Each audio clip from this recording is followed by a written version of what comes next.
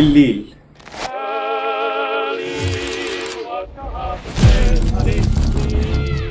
كلنا بنستناه عشان نعمل أنشطة كتير، وفي الليل الناس بتبقى أنواع، فدول أنواع الناس بالليل.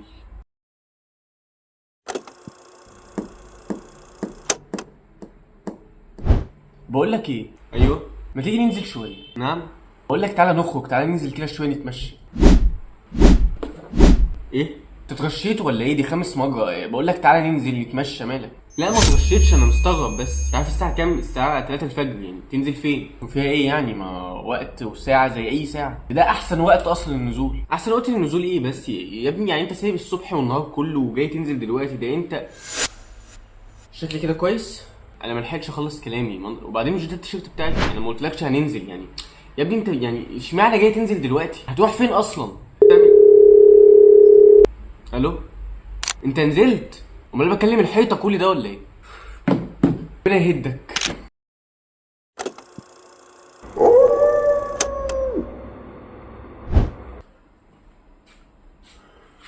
ايه ده؟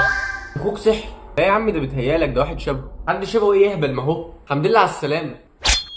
تصدق جايز ممكن يبقى فعلا حد شبهه. مين فيكم دلوقتي داخل اوضتي وقافل التكييف؟ تكييف ايه بس يعني انت يوم ما تصحى من النوم تبقى عايز تقتلنا؟ ما هو اكيد حد منكم، يعني انا اصلا صاحي بسبب كده. انا صاحي لقيته مقفول وانتوا عارفين ان انا في الوقت ده بنام. ما هو انا هو والبيت كله عارفين ان انت بتنام في طول الليل ومحدش بيحب يخش عليك اصلا. ما قفلناش حاجه، يعني مش حد فيكم انتوا الاثنين.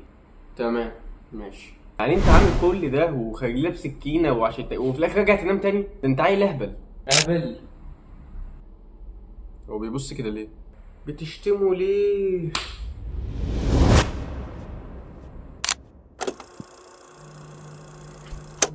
هو ايه يا ابني؟ انت ليه مصحيني متاخر قوي كده؟ ايه انا؟ لا مفيش، ده انا بس ما كانش جاي لي يعني نوم وكده، فقلت يعني اقوم اعمل لي اي حاجه خفيفه كده كلها، يعني صينيه مكرونه كده ولا حاجه. هو انت ليه بتتعامل مع الاكل كانه تسالي؟ يعني كانه لب. وبعدين يعني مكرونه بشاميل، انت اصلا ما بتعرفش تعمل اندومي. يا عم انت هتقعد تزهقني بقى وتقعد تديني في دروس؟ بقول لك ايه، انا هعملها، لو جوعت تعالى ادفع.